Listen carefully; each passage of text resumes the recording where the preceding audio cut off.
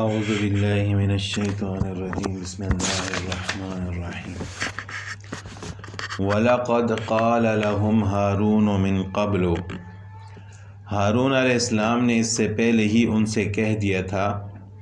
یا قوم، اے میری قوم والو، انما فتنتم بہ، کہ اس بچڑے سے تم تو صرف تمہاری آزمائش کی گئی ہے۔ پیچھے سبق میں بھی یہ بات گزری تھی کہ موسیٰ علیہ السلام جب کوہ طور پر گئے تو ان کی غیر موجودگی میں بنی اسرائیلیوں نے ایک بچڑے کی عبادت شروع کر دی تھی، جو کہ ایک سامری جو جادوگر تھا جس کا نام تھا موسیٰ، اس نے ان کے لیے ایک بچڑا بنا دیا زیورات کا، تو انہوں نے اس کو اپنا معبود بنا کر اس کی عبادت شروع کر دی تھی۔ تو اسی کے بارے میں ہے کہ ہارون علیہ السلام نے اپنی قوم کو منع کیا تھا، چونکہ یہ موسیٰ علیہ السلام کے نائب تھے ان کی غیر موجودگی میں، کہ تمہیں تو اس بچڑے کے ذریعے آزمائش میں ڈالا گیا ہے۔ وَإِنَّ رَبَّكُمُ الرَّحْمَنُ، بے شک آپ کا رب اور پروردگار تو رحمان ہی ہے۔ فَاتَّبِعُونِي وَأَطِیعُوا أَمْرِی، بس تم سب میری تابعداری کرو اور میری بات مانتے چلو۔ قَالُوا لَن نَّبْرَحَ عَلَیْهِ عَاکِفِینَ، انہوں نے جواب میں کہا کہ ہم تو اسی کے مجاور بنے بیٹھیں گے، یعنی ہم اسی کی عبادت کرتے رہیں گے، حَتَّى يَرْجِعَ إِلَیْنَا مُوسیٰ، یہاں تک کہ جب موسیٰ علیہ السلام جب تک ہمارے پاس واپس آ جائیں، یعنی جب تک موسیٰ علیہ السلام نہیں آتے ہم اسی کی عبادت کرتے رہیں گے۔ تو حضرت ہارون علیہ السلام نے اپنے منصب کے مطابق، یعنی وہ موسیٰ علیہ السلام کے نائب تھے، تو انہوں نے ان کو نصیحت کی، لیکن نصیحت انہوں نے قبول نہیں کی، بات ماننے کے بجائے وہ مرنے اور مارنے کے لیے تیار ہو گئے۔ تو اس وجہ سے ہارون علیہ السلام بے بس ہو گئے۔ تو آگے آتا ہے کہ قال یا ہارون ما منعک اذ رأیتہم ضلوا، موسیٰ علیہ السلام کہنے لگے کہ اے ہارون، انہیں گمراہ ہوتا ہوا دیکھتے ہوئے تجھے کس چیز نے روکا تھا؟ اللہ تتبعنی، کہ تو میرے پیچھے پیچھے آ جاتا، یعنی مجھے بتا دیتا۔ افعصیت امری، کیا تو نے بھی میرے حکم کی نافرمانی کی ہے؟ تو موسیٰ علیہ السلام جب کوہ طور سے واپس آئے تو انہوں نے دیکھا کہ ان کی قوم تو گوسالہ پرستی میں مبتلا ہو گئی ہے۔ تو ان کا سب سے پہلے غصہ حضرت ہارون علیہ السلام پر تھا، کیونکہ وہ ان کے نائب تھے اور ان کو اسی لیے نائب بنا کر گئے تھے کہ میرے آنے تک آپ اس قوم کی اصلاح میں لگے رہیں اور ان کو کفر اور شرک سے ان کو بچاتے رہیں، ان کو منع کرتے رہیں۔ لیکن جب وہ واپس آئے تو دیکھا کہ ساری قوم مشرک بنی ہوئی ہے۔ کچھ لوگ نہیں بھی تھے جو بچڑے کی عبادت کرنے والے تھے، لیکن کئی لوگ ایسے تھے جو اس میں مبتلا ہو چکے تھے۔ تو موسیٰ علیہ السلام کا سب سے پہلا غصہ اپنے بھائی ہارون علیہ السلام پر تھا کہ آپ کو کس چیز نے منع کیا ہے کہ جب آپ نے لوگوں کو گمراہی میں دیکھا تو آپ میرے پیچھے چلے آ جاتے، مجھے بتا دیتے کہ آپ نے بھی میرے حکم کی نافرمانی کی ہے۔ قال یا ابن امہ، اب موسیٰ علیہ السلام نے غصے کی حالت میں تورات کی تختیاں بھی پھینک دیں اور ہارون علیہ السلام کو سر اور داڑھی کے بالوں سے پکڑ کر گھسیٹنے لگے۔ تو آپ دیکھیں کہ بحیثیت انسان غصہ انبیاء کو بھی آ سکتا ہے اور دو نبیوں کے درمیان بھی اختلاف ہو سکتا ہے۔ تو اسی طرح صحابہ کرام بھی کے درمیان بھی اختلافات ہوئے ہیں۔ ہم اس بنیاد پر یہ نہیں کہہ سکتے کہ فلاں صحابی حق پر ہے اور فلاں باطل پر ہے، بلکہ اختلافات تو ہوتے رہتے ہیں، وہ سب کے سب حق پر ہی تھے۔ جس طرح یہاں پر ہم یہ نہیں کہہ سکتے کہ نعوذ باللہ موسیٰ علیہ السلام حق پر ہیں، ہارون علیہ السلام حق پر نہیں ہیں، یا ہارون علیہ السلام حق پر ہیں، موسیٰ علیہ السلام حق پر نہیں ہیں، دونوں ہی حق پر ہیں۔ ہم کسی کی طرفداری نہیں کر سکتے کیونکہ دونوں اللہ تعالیٰ کے برگزیدہ بندے اور نبی تھے۔ تو بہرحال جب موسیٰ علیہ السلام نے ہارون علیہ السلام کو سر اور داڑھی کے بالوں سے پکڑا تو قال، ہارون علیہ السلام نے فرمایا، یا ابن امہ، اے میری ماں کے بیٹے، لا تاخذ بلحیتی ولا برأسی، مجھے میری داڑھی اور سر سے نہ پکڑو۔ اب ہارون علیہ السلام نے یہ نہیں فرمایا کہ یا اخی، اے میرے بھائی، بلکہ فرمایا اے میری ماں کے بیٹے، یعنی ماں کا واسطہ دے کر تاکہ ان کے دل میں نرمی اور رحم پیدا ہو۔ تو فرمایا کہ لا تاخذ بلحیتی ولا براسی، کہ مجھے میری داڑھی اور سر کے بالوں سے نہ پکڑو۔ دوسری جگہ پر قرآن پاک میں آتا ہے کہ میرے اوپر میرے دشمنوں کو نہ ہنساؤ، یعنی آپ اس طرح میرے ساتھ سلوک کر رہے ہیں تو یہ جو مشرک ہیں یہ تو دیکھ کر ہنسیں گے کہ دیکھو یہ آپس میں کیا کر رہے ہیں۔ انی خشیت ان تقول فرقت بین بنی اسرائیل، مجھے تو صرف یہ خیال تھا، مجھے ڈر تھا کہ کہیں آپ یہ نہ فرمائیں کہ تو نے بس بنی اسرائیل میں تو فرقہ ڈال دیا، ولم ترقب قولی، اور میری بات کا پاس نہ کیا، تو میں اس وجہ سے میں نے ان کو زیادہ کچھ نہیں کہا، بلکہ یہ تو خود مجھے مارنے کے لیے تیار ہو گئے تھے، مجھے قتل کرنے کے لیے تیار ہو گئے تھے، اس وجہ سے میں بے بس تھا۔ تو یہ حضرت موسیٰ علیہ السلام کا انتہائی غصہ تھا اپنے بھائی ہارون علیہ السلام پر۔ تو ہارون علیہ السلام نے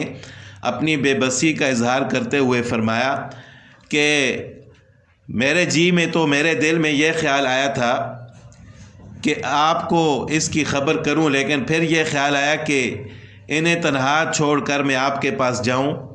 تو یہ کسی اور فتنے میں مبتلا نہ ہو جائیں اور آپ مجھے کہیں کہ فرقت بین بنی اسرائیل، کہ آپ نے اولاد یعقوب میں تفرقہ ڈال دیا۔ تو اب تو یہ معاملہ تھا حضرت موسیٰ علیہ السلام کا ہارون علیہ السلام کے ساتھ۔ پھر دوسری جگہ قرآن کریم میں آتا ہے کہ ہارون علیہ السلام نے موسیٰ علیہ السلام نے اللہ تعالیٰ سے دعا بھی کی تھی، معافی کی، کہ غصے کی حالت میں جو کچھ مجھ سے ہوا ہے اللہ مجھے معاف فرمائے۔ پھر دوبارہ جو متوجہ ہوئے موسیٰ علیہ السلام سامری جادوگر کی طرف، قال فما خطبک یا سامری، موسیٰ علیہ السلام نے پوچھا کہ سامری تیرا کیا معاملہ ہے، تیرا کیا حال ہے؟ قال بصرت بما لم یبصروا بہ، اس نے جواب دیا کہ مجھے وہ چیز دکھائی دی لم یبصروا بہ، جو انہیں دکھائی نہیں دی، فقبضت قبضۃ من اثر الرسول، تو میں نے اللہ کے بھیجے ہوئے کے نقش قدم سے ایک مٹھی بھر لی، فنبذتها، تو اسے میں نے ڈال دیا، وکذالک سولت لی نفسی، میرے دل نے ہی یہ بات میرے لیے بنا دی۔ اب سامری سے جب موسیٰ علیہ السلام نے پوچھا کہ تم نے ایسا کیوں کیا ہے، کہ یہ فتنہ کیوں آپ نے برپا کیا ہے، تو کہنے لگا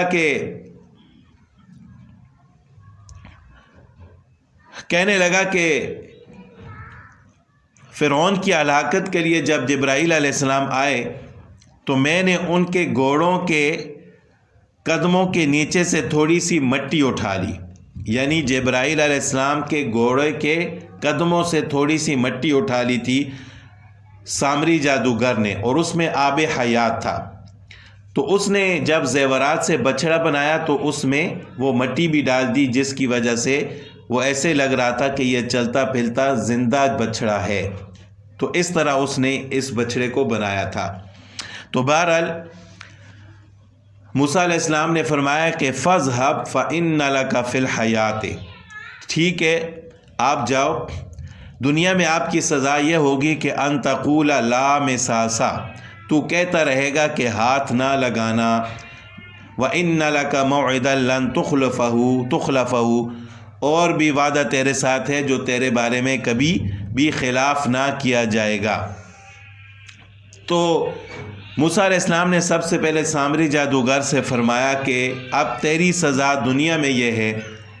کہ تو یہ کہتا رہے گا لوگوں کو کہ مجھے ہاتھ نہ لگاؤ۔ اس کا ایک مطلب تو یہ ہے، مفسرین نے فرمایا ہے کہ لوگ اس سے قطع تعلق کر لیں گے اور یہ بھی لوگوں سے قطع تعلق ہو جائے گا، یعنی اسی طرح یہ وحشی جانوروں کی طرح الگ تھلگ زندگی گزارے گا۔ اور بعض مفسرین فرماتے ہیں کہ اس کا مطلب یہ ہے کہ نہ یہ کسی کو ہاتھ لگا سکے گا، نہ کوئی اس کو ہاتھ لگا سکے گا۔ اور روایات میں آتا ہے کہ جب بھی کوئی اس کو ہاتھ لگاتا یا یہ کسی کو ہاتھ لگاتا تو بخار چڑھ جاتا، اس کو بھی اور دوسرے ہاتھ لگانے والے کو بھی، تو اس وجہ سے لوگ بھی اس سے دور رہتے تھے اور یہ بھی کسی کو ہاتھ نہ لگاتا تھا۔ تو یہ دنیا میں اس کی ایک سزا تھی کہ اب تو لوگوں سے الگ تھلگ ایک وحشی جانور کی طرح زندگی گزارے گا۔ وَإِنَّ لَكَ مَوْعِدًا لَن تُخْلَفَهُ، اور ایک سزا کا وعدہ اور بھی ہے تیرے ساتھ جس کے خلاف نہیں کیا جائے گا، یعنی وہ وعدہ بھی پورا ہوگا قیامت کے دن۔ اب یہ تو اس کی سزا تھی۔ وَانظُرْ إِلَىٰ إِلَٰهِكَ الَّذِي ظَلْتَ عَلَيْهِ عَاكِفًا، موسیٰ علیہ السلام نے فرمایا کہ اور اب تو اپنے اس اللہ کو بھی دیکھ لینا، یعنی جس بچڑے کو تم نے معبود بنایا تھا، جس کا تو اعتکاف کیے ہوئے تھا، ظلت علیہ عاقفہ، جس کا تو نے اعتکاف کیا ہوا تھا، لنحرقنہ، ہم اسے جلا دیں گے، ثم لننسفنہ فی الیم نسفا، پھر ہم اس کو ریزہ ریزہ کر کے دریا میں بہا دیں گے، یعنی ہم اس کو جلا کر اس کو ریزہ ریزہ کر کے اس کی راکھ کو بھی سمندر میں بہا دیں گے۔ تو یہ ان کا جو جھوٹا معبود تھا، بچڑا جو انہوں نے بنایا تھا، اس کے ساتھ بھی ایسا کیا گیا کہ اس کو جلا کر اس کی راکھ کو سمندر میں بہا دیا گیا۔ انما الہکم اللہ الذی لا الہ الا ہو، اصل بات تو یہ ہے کہ تم سب کا معبود برحق صرف اللہ ہی ہے، جس کے علاوہ کوئی معبود نہیں۔ وسع کل شیء علما، اس کا علم تمام چیزوں پر حاوی ہے۔ کذالک نقص علیک من انباء ما قد سبق، اسی طرح ہم آپ کے سامنے پہلے ہو چکی ہوئی باتوں کو بیان کرتے ہیں، پہلی قوموں کے قصے بیان کرتے ہیں، ان کی خبریں آپ کو بتاتے ہیں۔ وقد آتیناک من لدنا ذکرا، اور یقیناً ہم تجھے اپنے پاس سے نصیحت عطا فرما چکے ہیں۔ من اعرض عنہ، اس سے جو منہ پھیر لے گا، فإنہ یحمل یوم القیامت وزرا، یقیناً قیامت کے دن اپنا بھاری بوجھ لادے ہوئے ہوگا، خالدین فیہ، جس میں ہمیشہ ہی رہے گا، وساء لہم یوم القیامت حملا، ان کے لیے قیامت کے دن بڑا برا بوجھ ہوگا۔ یعنی جو لوگ بھی اللہ کی آئی ہوئی نصیحت سے منہ پھیریں گے تو اس کا بوجھ قیامت کے دن انہی پر ہوگا، یعنی وہ مسلسل عذاب میں رہیں گے اور مسلسل جہنم میں رہیں گے، اور کتنا ہی برا بوجھ ہے جو انہوں نے اپنے اوپر لادا ہے۔ یوم ینفخ فی الصور، جس دن سور پھونک دیا جائے گا، ونحشر المجرمین یومئذ زرقا، اور گناہگاروں کو ہم اس دن نیلی پیلی آنکھوں کے بنا کر گیر لائیں گے، یعنی ان کی آنکھیں ایسی ہوں گی کہ جس طرح زرقا نیلی پیلی آنکھیں ہوں گی۔ یتخافتون بینہم، آپس میں چپکے چپکے کہہ رہے ہوں گے، الا بستم الا عشرا، کہ ہم تو صرف 10 دن ہی رہے، نحن اعلم بما یقولون، جو کچھ وہ کہہ رہے ہیں اس کی حقیقت سے ہم باخبر ہیں، ہم جانتے ہیں۔ اذ یقول امثلہم، ان میں سب سے زیادہ اچھی راہ والا کہہ رہا ہوگا، امثلہم طریقتاً الا بستم الا یوما، تم تو صرف ایک ہی دن رہے۔ تو سور کا یہاں پر لفظ آیا ہے، سور کسے کہا جاتا ہے؟ آپ صلی اللہ علیہ وسلم سے پوچھا گیا کہ سور کیا چیز ہے، تو آپ صلی اللہ علیہ وسلم نے فرمایا کہ وہ ایک قرن یعنی سینگ ہے جو پھونکا جائے گا، اور حدیث میں ہے کہ اس کا دائرہ بقدر آسمانوں اور زمینوں کے، یعنی آسمان اور زمین کے بقدر وہ بڑا ہوگا۔ حضرت اسرافیل علیہ السلام اسے پھونکیں گے، اور ایک روایت میں ہے کہ آپ صلی اللہ علیہ وسلم نے فرمایا کہ میں کیسے آرام حاصل کروں، حالانکہ سور پھونکنے والے فرشتے نے سور کا لقمہ بنا لیا ہے، پیشانی جھکا دی ہے اور انتظار میں ہے کہ کب حکم دیا جائے، یعنی وہ سور پھونکنے کے لیے بالکل تیار ہے، یعنی قیامت بالکل قریب ہے، تو میں کیسے دنیا میں آرام سے سکون سے رہوں۔ تو بہرحال یہ اللہ تعالیٰ ہی بہتر جانتے ہیں کہ قیامت کب آنے والی ہے اور کب سور پھونکا جائے گا، لیکن قیامت کی جو نشانیاں ہیں وہ اکثر پوری ہو رہی ہیں، تو لہٰذا انسان کو اپنے اعمال پر توجہ دینی چاہیے اور اپنے گناہوں سے استغفار کرنا چاہیے۔